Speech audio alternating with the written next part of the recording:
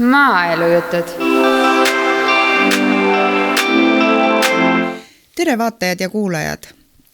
Siinpool jälle maaelujutud ja mul on hea meel täna stuudios vaadata ja teile nii vaatamiseks kui kuulamiseks välja tuua oma juba võib öelda vist vana sõbra Anneli Kana. Tere Anneli! Tere Ave! Mis sind maaga seob? Hakkame sellega pihta. No ma ise ikka armastan öelda, et ma olen maakas.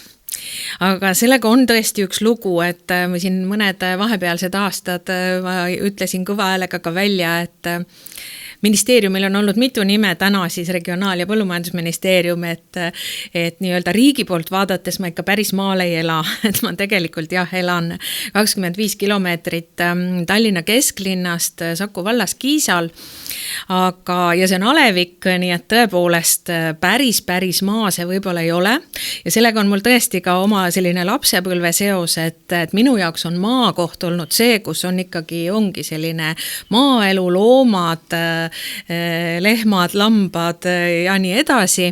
Tänapäevaks on see maaelu ikka hoopis teissugune, nii et ma ikka ja jälle kordan, et ma ikkagi olen maakas. Maaga seob ja mina sain sind tundma sellest, et sa vedasid Metsanurme külaseltsi ja sa oled teinud sellest ka endale ühe nii-öelda ameti, mis ütleme toob siis midagi sisse. Et räägi sellest Metsanurmest, mis sind selle Metsanurmega seob? Jah, et kuigi ma elan Kiisal, Metsanurme on ikkagi Saku vallas rahvaarvult kõige suurem küla tänaseks ja seob mind selle külaga juba peaaegu 30 aastat. Et ega ma nendest külaelanikest ja sellest külast isegi väga midagi ei teadnud, aga töötades Saku vallavalitsuses tulid just nimelt Metsanurme mehed abi paluma, et kuna mu ametikoht oli siis kultuuri- ja haridusteenistuse juht, siis külaelu ja selline kogukondlik liikumine justkui käis selle teema alla. Ja miks ma armastan öelda, et Metsanurme mehed, see on tänase päevani üks mehine küla, seal elabki mehi rohkem, aga nende mure oli see, et nad saavad külaseltsiga kõigega ise hakkama, välja arvatud paberimajandus ja selline natuke bürokraatlik töö, sealhulgas ka selle seltsi loomine, nii et seal ma neid siis pisut aitasin ja täna ma ütlen selle kohta, et andsin sõrme, siis terve käe, peaaegu 3 tilka verd ja nüüd siis saba ja sarvedega. Et tõepoolest natuke kulus aega, aga aastast 2010, 1. septembrist tegin ma sellest külakeskusest endale töökoha ja olen seal ettevõtja. Nii et selline 2 ühes kombo kogukonnakeskus, külaselts, kus on palju vabatahtlikku tööd, aga kõik see, mis puudutab siis selliseid teenuseid, mida me külalistele pakume, mida me võime koondina nimetada maaturismi teenused, need on siis nagu selline ettevõtluse pool ja see on üks minu töödest tõesti, mille eest ma endale palka saan maksta. Nii et, aga hakkas see lugu siis, ma saan aru, 90-ndate lõpus? Jaa, eks see külaliikumine ju selline 90-ndate keskel tegelikult selline käimalükkamine, selle sama iseseisvuse taastamisega, siis juba Eesti külaliikumise aga need kõik toimusid ju paralleelselt, sest Eesti külaliikumine Kodukant, millega ma ka olen seotud, on tegelikult ka asutatud samal ajal, samal aastal kui Metsanurme külaselts, aga esimene maapäev oli juba toimunud ja selline ärkamine ja liikumine juba toimus, tookord siis Mikk Sarve juhtimisel ja tänu tema headele kontaktidele Rootsi partneritega, keda me siis sellises külaliikumises peame natuke oma eelkäijateks, ristiisadeks ja emadeks. Nii et ja siis nii-öelda ärkas ja tärkas ka Metsanurme rahvas ja kui ma ütlesin, et täna on ta Saku valla kõige suurem küla umbes 1000 elanikuga, siis aastal 97 oli seal 86 ametlikku elanikku. Et selline üle 10-kordne tõus ja isegi küla nimi oli hoopis seotud naaberkülaga, nii et selts loodi selliselt, et paluti vallavalitsuselt või volikogult taastada küla ajalooline nimi. Et oli liidetud siis Kasemetsaga ja paar aastat peale seltsi loomist alles taastati ka Metsanurme ametlik külanimi. Nii, nüüd käisid läbi päris mitu olulist asja ja palungi sul võib-olla siis natukene lahti seletada. Üks on siis Metsanurme küla ja sinu tegevused seal, käis läbi Saku vallavalitsus tahan küsida, mis sa seal tegid ja nüüd oli see Kodukandi algus, et kas need olid paralleelsed tegevused või viis üks teiseni ja kuidas sa sinna Kodukandi algusaastate juurde jõudsid? Need olid paralleelsed küll ja tegelikult siis, kuigi ma mainisin Eesti külaliikumist Kodukant, ma ei olnud selle üle-eestilise organisatsiooni loomisega niivõrd seotud, aga täpselt samal ajal küll siis märtsis 1998 loodi Kodukant Harjumaa ehk Harjumaa selline katusorganisatsioon. Jah, Saku vallas ma sellel ajal töötasingi. Tulin oma eelmisest töökohast, milleks oli Kiisa rahvamaja ja kutsuti mind siis juhtima Saku vallas hariduse ja kultuurielu. Sinna hulka käis nii sport kui need kogukonna asjad ja välissuhted. Ja kuna see külaliikumine kuidagi neid seminare toimus, siis me tegelikult ärgitasime seda ka teiste seas, et külaseltse veel kohe ei loodud, järgmine alles tuli aastal 2002 Kajamaa külaselts, aga sellised võtmeisikud, kontaktisikud juba vallas olid, nii et me tegime selliseid ühiseid ringreise ja võib-olla see Metsanurme külaselts natuke innustas ja oli üks esimesi ka Harjumaal ja läbi selle siis olin seotud ka Kodukant Harjumaa loomisega, aga ma mäletan väga selgelt, et tööülesannete tõttu ei saanud ma minna asutamiskoosolekule, sellest oli mul ilmatuma kahju, aga pole hullu, sest Metsanurme üks esindaja seal asutamas teda oli ja siis kuidagi me külaseltsiga astusime siis ka Kodukant Harjumaa liikmeks. Nii et see kogukonna selline aktiivsus käis ikkagi ka nii minu ametnikutööga kaasas ja see ametnikutöö väga kaua ei kestnud. Tänapäevases mõistes ei olnudki väga lühike aeg, 4 aastat. Aga ma ikkagi sain ühel hetkel aru, et minus ei ole väga sellist ametniku verd. Minust ei saanud head ametnikku. Ma kartsin seda lauset, et inimesena ma mõistan teid, aga ametnikuna ei saa ma teid aidata. Et need sellised seaduste ja võib-olla selliste otsustusprotsesside aeglus minu tempo juures ei sobinud ja läksin siis 4 aasta pärast ära ja see äraminek, Tallinna tööle minek tähendas ka paari aastast sellist vaikelu selle kogukonna mõttes ka isegi Metsanurmest, et ma nagu puhkasin kõigest sellest kiirest algusest, aga siis tulid metsanurmekad sinna Tehnikaülikooli kabinetti ja ütlesid, et nüüd marss tagasi. Nii, ma küsin siia vahele, meil läks kohe tempokalt külaelu juurde, aga mis su hariduslik taust on, mida sa õppinud oled? Kuidas su haridus aitab sind või ei ole lasknud takistada nende asjade juures, mida sa täna teed? Ega ta ei sega, aga aitab küll. Ja mul on selline natuke lõbus lugu enda jaoks, et mul läks nagu koolis täitsa hästi, käisin Saku koolis, aga see oli selline nõukogude aja lõpp ja seal ühed sellised peale sunnitud tegevused nagu komsomoli astumine ja muu tekitas minust trotsi, kuigi see ei olnud nagu üldse see teema, et oleks keegi kodus kogu aeg sinimustvalge lipuga vehkinud. See oli pigem selline teismelise trots, millest vanemadki algul midagi ei teadnud. Ja ma olin ikka nii jonnakas, et ma otsustasin, et ma ei taha siia gümnaasiumisse jääda. Aga see oli aeg, kus ma isegi käisin 2 Tallinna koolis ise. Aga kui koha peal oli gümnaasium olemas, siis nagu Tallinna kooli väga lihtsalt ei võetud ja siis ma lihtsalt jonnakusest tegin otsuse, et ma ei lähe Saku kooli ja ainuke variant, mis mulle siis tundus, oli Tallinna kergetööstustehnikum. Ma olen selle lõpetanud ja mul on esimene diplom kergetööstuse tehnik-tehnoloog. Ma olen sellel erialal töötanud 10 päeva. Mis eriala see oli siis? Kergetööstuse tehnik-tehnoloog. Kergetööstuse tehnik-tehnoloog? Ehk et tegemist oli, ütleme, sellise õmblemise ja sellisega, mida mulle küll meeldis kooli ajal teha ja ma olen ka hiljem ikka päris palju ise õmmelnud. Aeg oli selline, et tuli ise teha need asjad, mis sulle meeldivad. Aga mu tööõpetuse õpetaja ütles juba Saku koolis sinust õmblejat ei saa, tal oli sügavalt õigus, selline tehase töö ei ole minu rida, aga ja siis sealt läksin ma tegelikult kodulähedale kultuuritööle ehk minust sai Kiisa rahvamaja kunstiline juht ja sealt ma läksin siis edasi Pedasse ehk sellel ajal Tallinna Pedagoogikaülikool, täna siis Tallinna Ülikool ja ma olen seal siis lõpetanud kultuuritöö korralduse.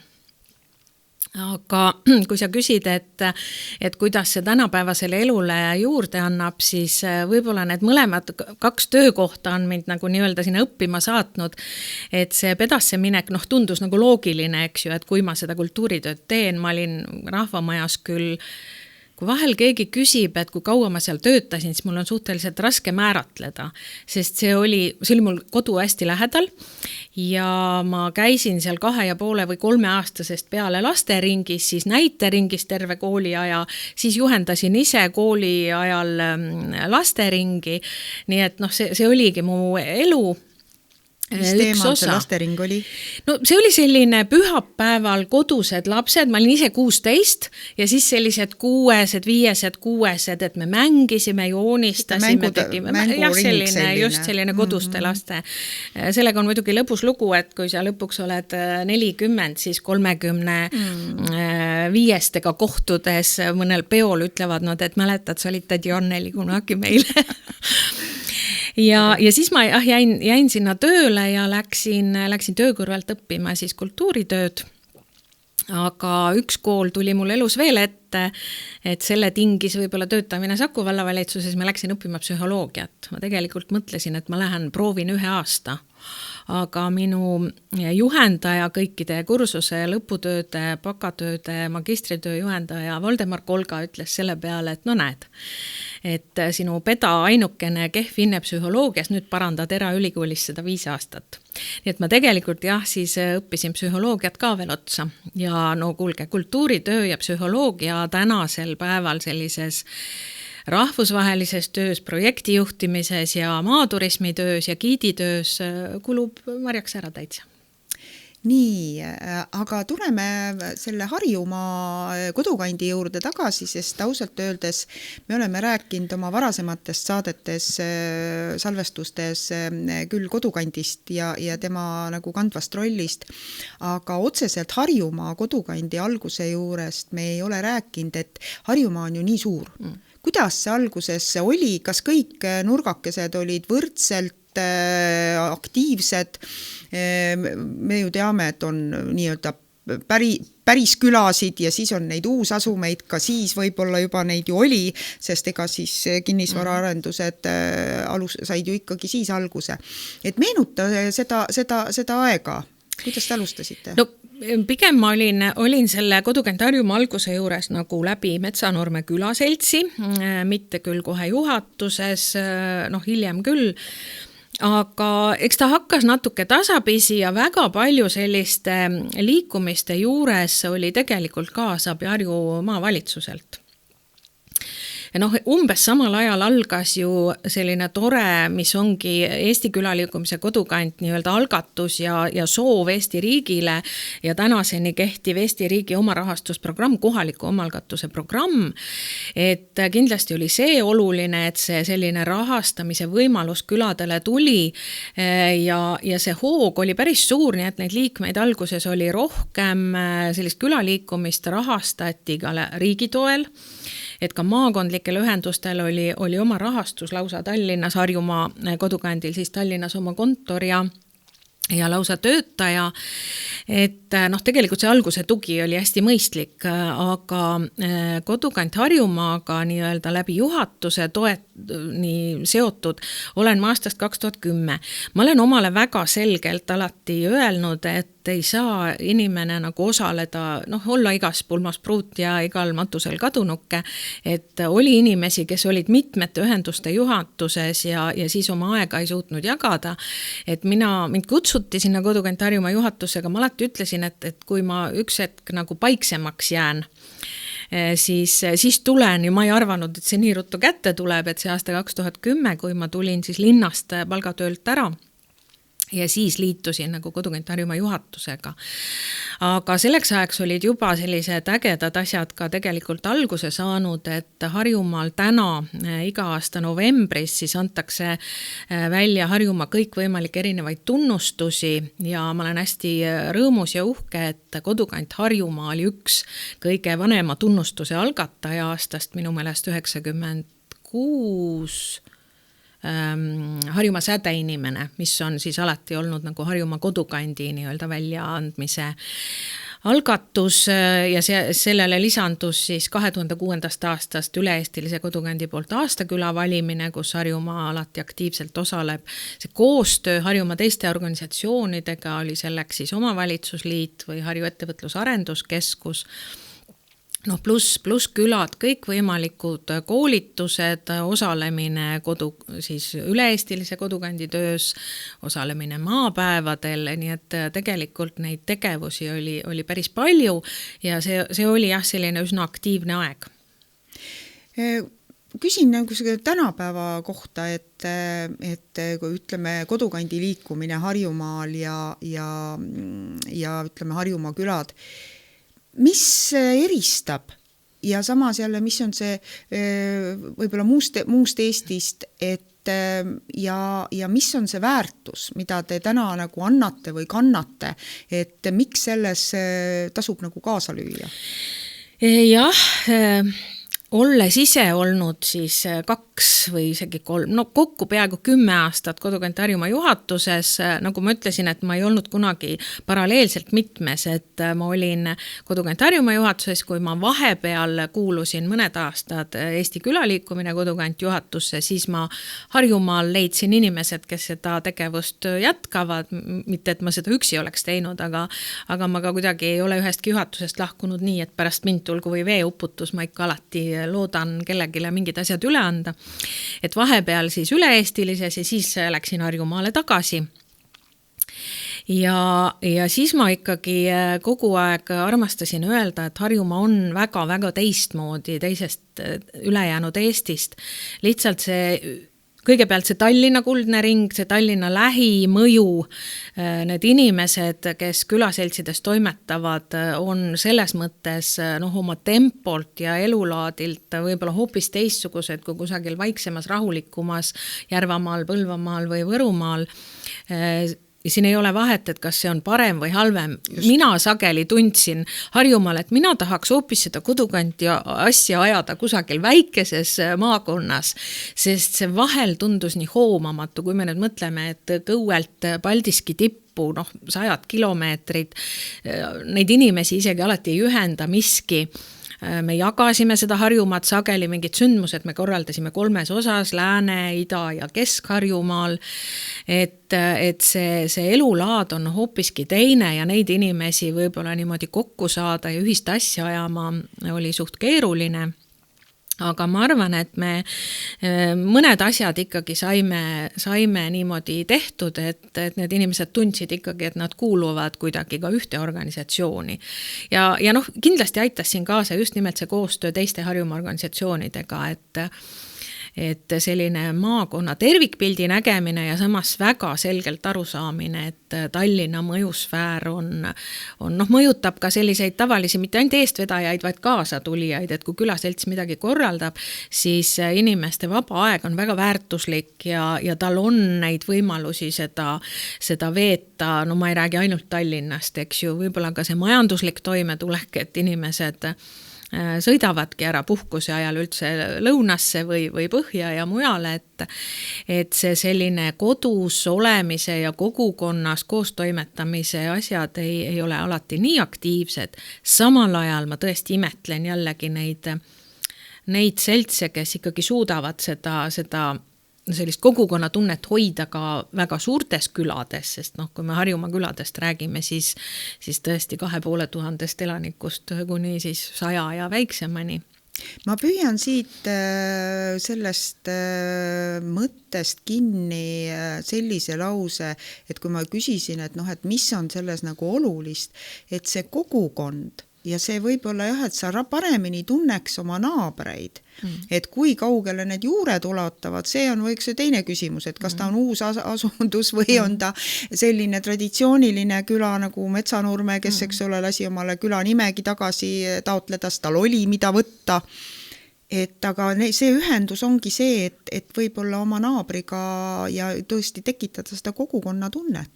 Ja sellega on mul üks selline tore näide ühest rahvusvahelisest organisatsioonist, millega ma olen ka külaliikumisega seotud ja me korraldasime ükskord sellist ühisseminari, seal osales võib-olla 15 riigi ja rahva esindajad ja alustasime Soomest, siis tulime Eestisse ja teema oli just nimelt suurlinna lähedus, nagu maaelu ja selline kogukondlik elulaad. Ja tegime sellise väikese tuuri ühel päeval just nimelt nendes lähivaldades Kiilis, Sakus, Harkus ja mulle väga-väga meeldis ühe austerlase kokkuvõtte selle päeva lõpuks, kus ta tõi esile asja, mida me ise võib-olla eestlastena ei oskagi vaadata. Et me tavaliselt räägime, eks ju, maapiirkonnast ja siis see linna lähedus, see eeslinnaline elulaad, aga tema nii-öelda oma tundlatega tundis, et meie selles kogukondlikus elulaadis Tallinna lähedal on just nimelt seda, et inimene tahab elada suurlinna lähedal, aga ta tahab, et ta elaks seal justkui nagu maal. Et väga sageli tahetakse, et see suurlinna lähedus on see, et ma elan aedlinnas ja ma ikkagi olen selline individualist ja võib-olla, et mul on oma maja ja ma ei peagi naabreid tundma, aga tema tunnetus Eestimaast oli just selline, et mis sest, et te elate nii suure linna lähedal, te ikkagi tahate ka seda kogukondlikku elu ja see oli selline hästi tore äratundmine ja muidu temalt pärineb ka tore võrdlus, et kui ta mõnes nendes külades käis, siis ta ütles, et teil on nagu naabrid hästi toredad. On õunainimesed ja on äpliinimesed ja nad võivad olla naabrid. Ja see tähendas seda, et naabrid võivad olla siis õunainimene on see, kelle aias kasvab ka mõned õunapuud ja marjapõõsad ja maasikapeenar ja varajalen kartul ja tal seal õunapuu otsas on neid õunu vahel nii palju, et jagab teistelegi ja siis teine naaber võib olla see, kellel on mururobot ja tema on siis see äpliinimene. Aga nüüd, kui õunainimene oma suure koormaal vankuva õunapuu alt neid õunu korjab, siis ta annab äpli inimesele ka. Nii et seda on natuke ka Metsanurmes juba, kuna me oleme nii suureks külaks kasvanud, siis ka meie ütleme, et inimesi nädala lõpus me väga ei pruugi kohata, sest osad inimesed sõidavad Metsanurmest maale nädala lõpuks. Nii et see oli hästi tore ja peale seda ma olen seda tõesti jälginud, et on jah, et nii nagu ma enda kohtagi ütlen, täpselt see sama, et kui ma muu maailmaga suheldes ütlen, et ma elan riigi pealinnast 25 kilomeetrit, siis nad arvavad, et ma olen peaaegu kesklinnas ju, suurte metropolidega võrreldes ma elangi kesklinnas. Aga meie saame öelda, et elame maal. Tõsi ta on, tuleks selle kodukandi liikumise juurest veel sellisele olulisele temaatikale nagu sina ja rahvusvahelised suhted, et sa oled ka olnud nii-öelda külaliikumises Euroopas hästi tuntud ja ütle mulle, kuidas oli see õppimise protsess, mida te eksportisite siia, sa ütlesid, et ja me oleme siin rääkinud, eks ole, et Rootsist te selle idee importisite, aga ta muundus siin Eesti oma asjaks ja nüüd me oleme eksportinud seda Eesti oma asja. Räägi mõnest, ma ei saa öelda kõigest, sellepärast, et meil kindlasti ei ole selleks aega, aga sellest rahvusvahelisest ja Eesti rollist Euroopa küla liikumises ja sinust seal keskel. Ja see on nüüd see, kus me peame tunnistama ja tunnustama, et Eesti külaliikumise kodukant algatajad ja esimeste aastate eestvedajad ladusid väga põhjaliku vundamendi. Ilmselge, et 90ndate lõpp 2000ndate algus oligi oluline sellise rahvusvahelise suhtluse puhul ja siin oli külaliikumine selline hea eestvedaja. Eesti taotles liitumist, eks ju, Euroopa Liiduga, meil olid sellised maaelu rahastamisprogrammid, mida tegelikult külaliigutajad nii maakonna kui riigi tasandil väga hästi oskasid ka ära kasutada, me olime hästi tublid rahataotlejad ja see rahataotlus ja kõikide nende programmidega tutvumine ju tegelikult viis ikkagi ka suhtluseni välismaailmaga. Nii et Eesti külaliikumine kodukant on olnud siis 3 üle-euroopalise praegu 2 organisatsiooni liige. Üks neist siis Prepare, mille nii-öelda selline idee ja ka fondipõhine rahastus on olnud just nimelt Euroopa Liidu laienemine ja siis laienevate riikide nagu kaasamine koostöösse. Täna me siis räägime justkui nagu 3. riikidest ehk Balkan ja Moldova, Gruusia, Armeenia, eks ju, kunagi olid selleks Balti riigid. Foorum Synergy, mis on selline tõesti Euroopa maaelu eestvedajate selline sünergia loomise organisatsioon, kus siis võib-olla toimuvad sellised natuke väiksema koosseisulised seminarid ja kokkusaamised. Ja kui ma siis Eesti külaliikumise kodukant juhatusse mind valiti, siis kuidagi, ma isegi ei tea, kuidas see nagu sattus, aga umbes niiviisi öeldigi, et nii, et nüüd sa võtad üle kogu selle rahvusvahelise temaatika, nii et mul ei olnud seal midagi õppida, mind visati vette tundmatus kohas, enam-vähem esimese aasta jooksul pidin kõikide nende rahvusvaheliste organisatsioonidega suhtlema hakkama ja õnneks seal on nii ägedad inimesed, osad tänase päevani, et ega mind uppuda ei lastud. Ja ega ma ise ka ei upuks, ma päris vees ei ole kõige parem ujuja. Aga sellistes kohtades ma kuidagi vist sain hakkama ja ega ma ei jää ka väga nurka istuma, ma ütlen sõna sekka. Ja mul oli see tõesti see platvorm ja fundament nii hea, Eestil oli väga hea maine, me olime tõesti edukad selle Euroopa Liiduga liitumises, kogu ettevalmistustöös, me osalesime aktiivselt, meie eelis oli ka see, et Eesti on väike, me tundsime kõike. See oli üsna tavaline, et sa olid kuskil välismaal ja keegi ütles, et ahaa, sa oled Eestist. Ma tunnen ka ühte eestlast ja ma julgen pakkuda, et 80% puhul ma ka tundsin seda eestlast või tundsin eestlast, kes tunneb seda eestlast. Me oleme vist seda kõik kogenud. Ja võt see sõna sekka ütlemine ja ka teiste nii-öelda selline positiivne arvamus Eestist, siis muidugi tuli veel Tiigrihüpe ja meie digilegend, kus me oleme siiamaani, ise võib-olla ei arva, et me olemegi legendid, aga las need välismaal veel arvavad, on kuidagi tekitanud tõesti selle, aga korraks tõesti see tagasihüpe, nagu ma mainisin, siis Mikk Sarve ja tema suhtlust rootslastega, Rootsi külaliikumisega Hela Sverige ska leva ehk kogu Rootsi peab elama, siis nemad olid 10-15 aastat meid eespool olid juba selliseid üleriigilisi maapäevi korraldanud ja sealt siis see idee ka sündis, nii et aastal 1996 korraldati Eesti esimene maapäev ja külaliikumine ise organisatsioonina loodi alles aastal 1997.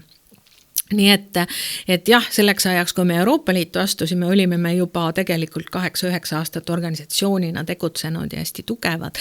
Ma ikkagi ütlen meie, kuigi mina sellel ajal õppisin ülikoolis ja tegelesin muude asjadega, aga jah, see on tegelikult jätkunud tänase päevani, mille üle me oleme uhked, et kui nüüd ma jään täiesti aastaarvuga hätta, aga me olime seal Ave mõlemad, äkki sinul tuleb meelde, millal toimus esimene Euroopa maapäev.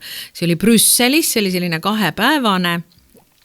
Ma jään ka natukene hätta, jah, me tassisime veel mõlemad läbi selle Brüsseli sinna trükiseid, mille me olime just trükikojast kätte saanud, meil kohvrid olid maru rasked, aga kohale me tassisime nii, et igal juhul, kas see oli 2013-14? See võis olla, lihtsalt see koroona aeg natuke lõhkus seda sammu, sest tegelikult me olime uhked selle üle, et kui esimene Euroopa maapäev kokku kutsuti ja tõesti ta toimus esimest korda siis suures linnas Brüsselis, oli seal algdokumentides kirjas, et ta toimub Eesti ja Rootsi mudeli järgi.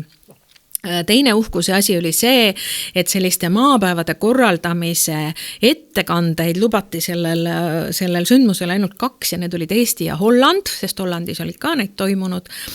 Ja peale seda läks tõesti Euroopa maapäeva korraldamine sama tsükliga nagu Eestis ja Rootsis on, et üle aasta, nagu meiegi seda teeme, aga lihtsalt koroona aasta jättis ta siis vahele ja ta on ka rändav sündmus, kui Eestis rändab ta mööda maakondi, siis Euroopas rändab ta mööda maid ja tänaseks on neid toimunud 6, nii et just oktoobri lõpus tulime siis Eesti delegatsiooniga tagasi Euroopa 6. maapäevalt Šotimaalt. Ja paraku, või ma ei tea, on see minu õnn või õnnetus, olen ma osalenud neist kõigil. Ja siia lõppu siis veel, et mis nagu tähistab seda Eesti olulisust tõesti sellel maapäeval, kus ma olin siis Eesti külaliikumise kodukant esindajana, paluti Eesti esindust läbi viima vähemalt ühte töötuba, osalema ühel suuremal arutelul, osalema põhipaneelis ja osalema ühe teise töötoa nii-öelda kõneisikuna, nii et mis teemad need olid, mida te see esimene paneel oli siis tõesti sellisel pealaval ja seal olid erinevad esindajad erinevate teemadega, ehk see oli selline globaalne külaelu oli see peateema ja sinna paluti nagu oma sõnumiga, et mida keegi, kes oli sinna palutud, meid oli 5 inimest, et mida me tahame öelda, aga kuna külaliikumise praegune üks oluline selline veetav teema on elanikkonnakaitse ja kriisivalmidus kogukondades valmisolek, siis me seda kogu aeg rõhutame ja tegelikult oli see foorum, kus ma sain siis Euroopale ehk laiendatud Euroopale, me ei räägi maapäevade puhul ainult Euroopa Liidust, see oli 43 riigi esindajad, ka lavalt kõva häälega eestlasena välja öelda, võib-olla natuke mitte poliitkorrektselt, aga korraldajad teavad, et seda minult loota ei tasu. Ka sõnumi sellest, mis praegu Euroopas toimub, et Euroopas on sõda, et miks me selle teemaga oleme nii aktiivselt tegelenud ja see sõda ei ole sugugi nagu kusagil kaugel, et ma tõin sealt väga selgelt esile, et Kiiev on Tallinnast 1000 kilomeetrit, aga 1000 kilomeetrit Kiievist on ka Viin, Berliin, Kopenhaagen, Helsingi. See sõnum sundis saali korraks vaikima. Ja ma ei rääkinud ainult sõjast muidugi, et just nimelt sellest, et läbi sellise ohutunnetuse, tegelikult mida see globaalsus tähendab, on ju ka meie kliima on muutunud, meie igapäevaelu on muutunud, ühiskond polariseerub, neid kriisikohti on hästi palju, nii et see oli meie sõnum. Koostöös Kodukandi juhatuse liikme Tanel Talvega viisimegi me läbi ühe töötoa, mis oligi elanikkonnakaitseks ja kriisideks valmistumine, kus oli ka peaaegu 20 osalejat ja jõudsime hästi põnevate tulemusteni. Ja kolmas töötuba siis kõneisikuna oli just nimelt vanad ja uued maapäevade korraldajad, et mida on nagu meie ise ja ühiskond õppinud sellest, et meie siis olime soomlastega need nii-öelda vanad korraldajad ja Saksamaa ja Albaania olid siis need uued, nii et seda Eestimaa sõnumit me ikka levitasime päris kõvasti. Kuna ma olen olnud tõesti need mõnede sündmuste kõrval, siis ma võin kinnitada, et tähendab see, mida Kodukant tegi 90-ndal, sellel ikkagi ülemineku ajal, aidates õppida nii-öelda kas või ütleme seda projekti kirjutamist, aga egas projekti kirjutamine ei ole ju teema iseenesest. Ta on ju millegi hüvanguks, et kuidas uutes oludes edasi liikuda, mingeid asju saada, millega midagi teha, mitte lihtsalt.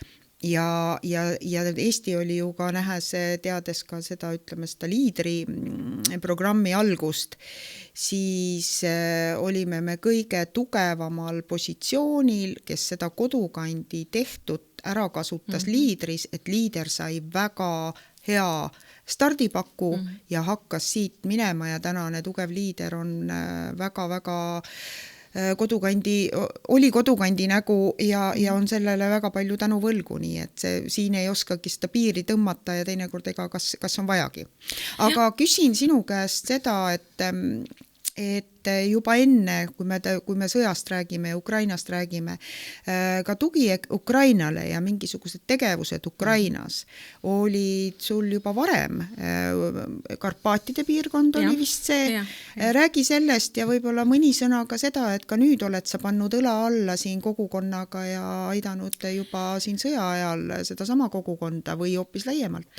Jah, see sama organisatsioon Prepare, nagu ma ütlesin, et siis toetas läbi erinevate fondide ja rahastustega siis kolmandaid riike. Ma olen küll lapsepõlves Ukrainas käinud ja seal samas Karpaatias ka, aga aastal 2015, 14 algasid need esimesed rünnakud Ida-Ukrainale ja 2015 oli siis meil üks programm Lääne-Ukrainasse, kuhu minu nii-öelda Lääne-Euroopa sõbrad ja koostööpartnerid otsiti lihtsalt inimesi, kes sinna läheks ja selgus, et ikkagi Lääs kardab seda rohkem kui vaja, isegi minu Soome sõbrad ütlesid, et Anneli, sa oled hull, seal on sõda ja sinna ju ei lähe.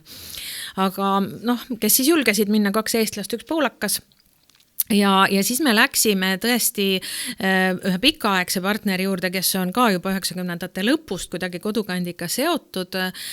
No see oli üsna trööstitu, et kui ma nagu koha peal mõtlesin, et kui ma seal käisin vist 12-aastaselt perega sõitsime ringi Taga-Karpaatias, siis mulle tundus, et need asfaltteed, mis sellel ajal olid sõidetavad, nendega ei olnudki vahepeal midagi juhtunud. 25 kilomeetri läbimiseks kulus tund. Me käisime seal märtsikuus, nii et osad talvises kasutuses olevad hooned, küte oli välja lülitatud, aga nad ise olid hästi optimistlikud. Ja meie ülesanne siis oli nii-öelda natukene uurida seal seda kogukondlikku ja ütleme sellist kodanikualgatuse varianti. Me kohtusime ettevõtjatega, omavalitsusjuhtidega, kohalike inimestega, pidime kirjutama ka sellise väikese raporti ja see tõesti andis, kui see nagu veel suurem või päris sõda lahti läks 2022, siis jah, praegu kui sa küsid, siis tõesti oli Kodukant Harjumaa üks algatus, see, et me tegime sellise korjanduse ja ma küsisin meie partneritelt, et kas, see oli nii sõja algus, see oligi kohe vist kevad 2022, et kas me saame üldse seda raha kuhugi kanda, kas te saate selle kätte, kas te saate sellega midagi teha ja meie partner siis teatas, et ega neil tõesti ei ole hetkel rahaga teha, et neil kõige rohkem oleks seal nii-öelda tagalas ja seal piirkonnas vaja kõige elementaarsemaid ravimeid.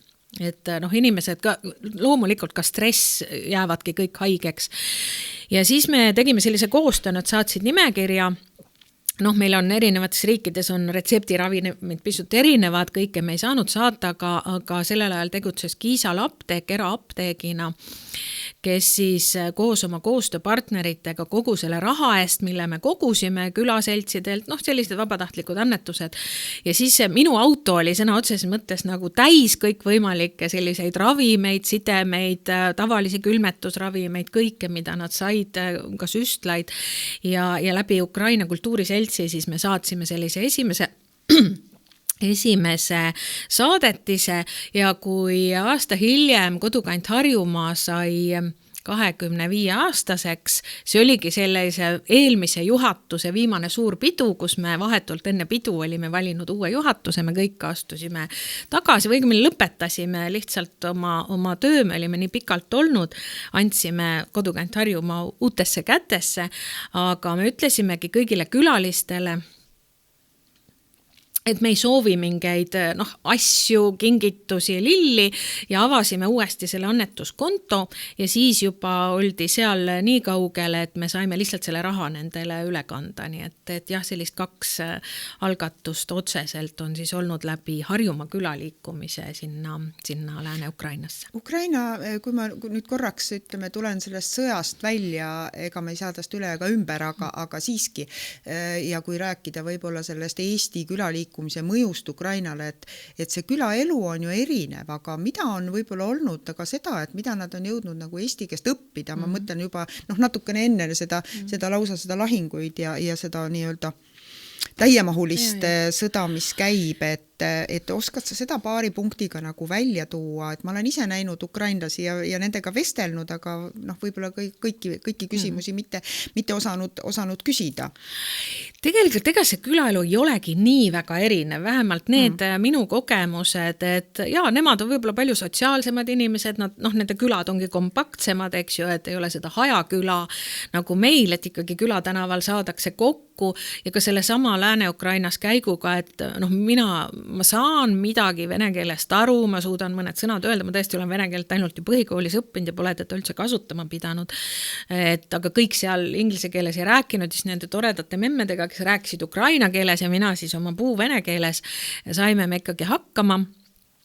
Aga samas, mis mulle jäi ka tollest käigust nagu meelde just nimelt seal maapiirkonnas, ma isegi ütleks, et linnades oli olukord vaat et kurvem, oli see nende elurõõm, et hoolimata sellest, et tõesti juba siis, eks ju, nende piir oli rikutud, riiki oli sisse tungitud, nad kuidagi säilitasid seda oma kogukondlikku elurõõmu, nad lepivad vähesega, meie jaoks need hinnad ja summad, millest nad rääkisid, rääkisid, ütleme 10 aastat tagasi, et noh, kui me nagu eurodesse arvetasime, et vallavanema palk oli 120 eurot ja õpetaja palk 80 eurot, mis oli meie jaoks nagu täiesti mõeldamatu.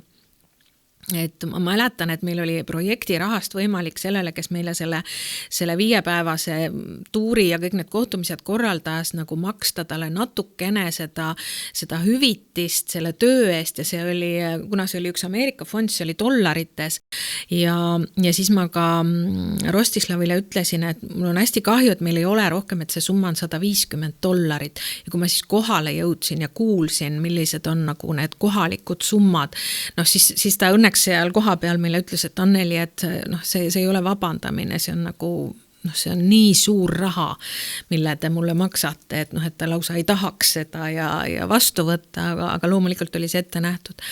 Nii et tegelikult noh, jah, et ei ole erinevust, inimesed ikka, paraku me oleme sotsiaalsed tegelased, ja see selline kogukondlik elu seal toimib täpselt samamoodi ja võib-olla isegi ilma mingite MTÜ-de ja selleta, et võib-olla nende külaelu on isegi rohkem selline kogukondlik, meie ikka tahame teda kuidagi reguleerida, ikka loome mittetulundusühingu, taotleme raha, aga seal noh, eks ta on pisut teine, aga mitte kardinaalselt erinev. Nii, et on mida üksteiselt õppida.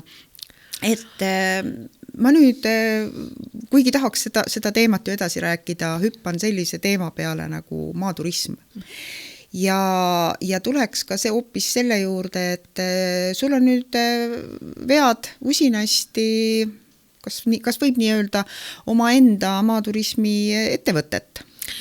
Et tahad sa sellest rääkida? Me peaaegu ei jõua rääkida Eesti maaturismist, kus sa olid ka panustanud tükk aega sellesse üldisesse arengusse.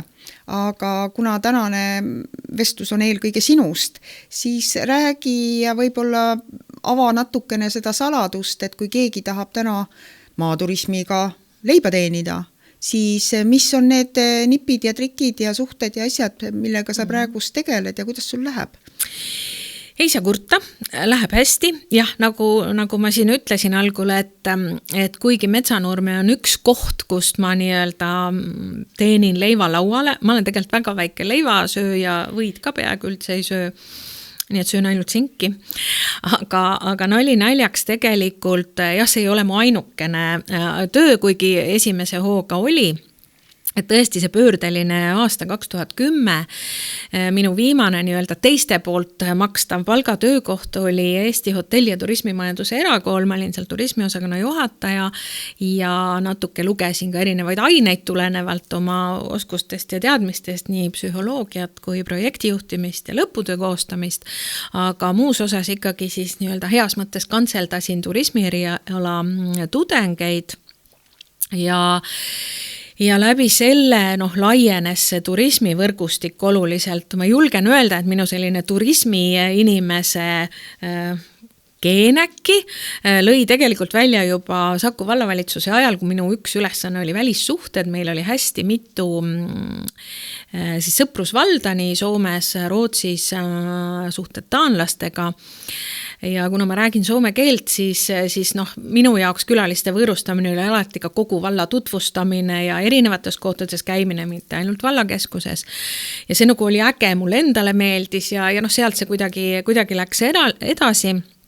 Nii et peale Tehnikaülikoolis töötamist ma tõesti lühidalt siis Ehte koolis töötasin, seal oli sellel ajal ka maaturismi eriala lausa õppena, kus siis said juba tegutsevad maaturismi ettevõtjad töötada, õppida ja paaril aastal oli vaja neile sellist lõputöö kohta, et meil oli nagu eesmärk, et nad ei tee oma ettevõtte pealt oma lõputööd. Aga see oli aastat 2008-2009 ja siis ma päris mitme ettevõtjaga rääkisin, et kas sa tahaksid, et meil on selline 7-8 õppijat, ikkagi juba täiskasvanud, et nad tuleksid ja teeksid sinu ettevõtte pealt ja milles ma olin üllatunud, et ma pakun nii head võimalust, nii-öelda tasuta tööjõud. ja ma ei saanudki neid kokkuleppeid, sest ettevõtjad vist kartsid, et äkki midagi tuuakse välja või ma ei tea, mis see oli, täitsa tuttavad inimesed. Ja ma 2 aastal olin sunnitud need tudengid tooma Metsanurme, ütlema, et vot, meil on selline külaselts, renoveeritud külamaja, matkarada, õueala, sellised võimalused, tehke, mida siin teha võiks. Ja kui 2 aastat oli mulle neid vabatahtlikuid programme siis koostatud ja jõudis kätte ka see aeg, et esiteks oli siis majanduslangus, nagu teate kõik, eks ju, erakoolil ei läinud enam nii hästi ja kuidagi, ma ikkagi ei olnud ka see päris see minu asi. Ja ma tõesti suvel võtsin siis tookord vastu otsuse, me olime Metsanurmes väga palju sellest rääkinud, et tegelikult maja ei saa pidada kambaga. Sest siis on nii, et kui kõik on hästi ja kui raha laekub mingite teenuste eest, siis see on kõigi oma, aga kui on mingi mure, siis keegi ei taha ukse lukku parandada või see oli kõige väiksem mure. Lihtsalt ongi nii, maja vajab nagu kedagi, kes nagu näeb ja kuuleb teda. Ja Metsanurme ja teised inimesed olid mulle kogu aeg vaikselt tilgutanud, et äkki sa ikka kuidagi saad mingi sellise töö, et sa oled poole ajast siin ja ka seda poole hingega ka teha ei saa. Ja siis mängis elu selle võimaluse mulle kätte ja ma võtsin selle riski, tulingi ära töölt, hakkasin ettevõtjaks. Ja me hakkasime siis nagu suuremalt neid teenuseid pakkuma, et tõesti peokorraldus, sündmuskorraldus, matkad, kõik need ehk tänapäevases mõistes kõige tavalisemad maaturismi teenused. Nii et see siis on tõesti eraldi sellest kogukondlikust vabatahtlikust tööst. Ja mis oli minu eelis, kui sa küsid, et kuidas see läks või kuidas see algas, oli kindlasti see, et ma tulin ju turismist. Mul oli koostööpartnerid Eesti Turismifirmade Liit, Hotellide Restoranide Liit, kus meie tudengid käisid praktikal, reisibürood, kes ka küsivad vahel neid teenuseid. Ma tulin turismipõllult ja Eesti on nii väike riik, et midagi teha ei ole. Siin loevad suhted, tutvused, kontaktid ja kindlasti ka mingil määral sinu oma selline, võib-olla saab öelda maine, aga et kuidas sa oled koostööpartnerina olnud, siis usaldatakse sind ka sinult mingit teist teenust osta. Nii et see algus läks aktiivselt käima tõesti esimesed võib-olla aasta poolteist selliste väga palju nagu tutvuste pealt, aga loomulikult tuli teha reklaami, korda koduleht, levitada infot, siis tuli juba sotsiaalmeedia ja nii edasi.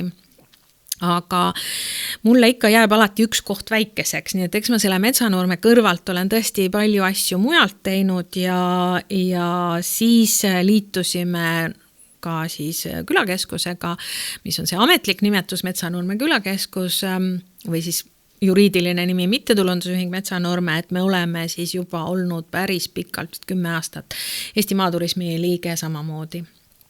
Jah, maaturismis siis olen vahepeal olnud ka 5 aastat nõukogu juht ja praegu veel 3 aastat olnud nõukogu liige. Aga nüüd need grupid, mida sa välja viid?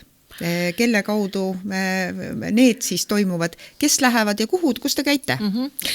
Jah, et ma enne ütlen ära, et osad tulevad ju sisse ka, et see sama jätk tegelikult nagu Metsanurmele, minu ütleme selline 3. lai, ma julgen öelda ampluaa on Soome ja soomlased. Ja tänu nendele erinevatele gruppidele, keda ma olen siis vastu võtnud, siis tekkis idee või kuidagi, tegelikult see ei olnud mingi idee, see kuidagi elu on seda kasvatanud, et kui rahvusvahelisi gruppe, sealhulgas soomlasi vastu võtta, siis võiks ju eestlastele ka Soomet näidata. Nii et jah, kui minu üks ettevõte, ma nagu ei ole Metsanurme külaseltsi palgal, ma lõingi, et meil oleks juriidiliselt asjad nagu selged ja lepingud selged, siis on mul oma ettevõte, millel on, ma ise arvan, et vahva nimist, see pole minu pandud, sellepärast ma kiidan, et ettevõtte nimi on 1000 tegu.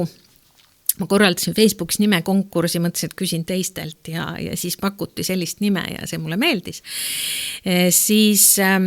Siis me rohkem kui poolteist aastat tagasi sõbranna ja koostööpartneriga lõime veel ühe ettevõtte, mille nimi on Saku Tuur ja mis siis toimetab just nimelt selliste rätsepatöö asjadega, et ma ei ole mingi reisikorraldaja, me ei ole reisibüroo, ei soovigi selleks saada, aga me oleme pigem nagu siis korraldanud asju, mis eeldavad sellist spetsiifilist eeltööd.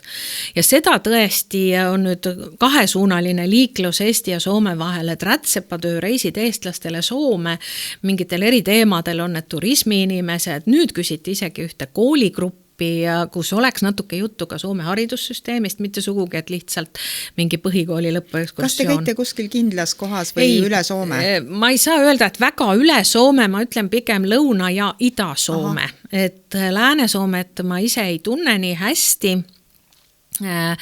Aga kui on vaja, olen ikka sinna ka siin Eesti ja Läti loodusturismi ettevõtjad näiteks, et ikkagi jõudsime läände ka, et mul on seal lihtsalt nii palju kontakte. Kes Soomest siin käivad? Sa ütlesid küll rätsepatöö, aga need ei ole ju rätsepad, need on mingid teised ametiinimesed või...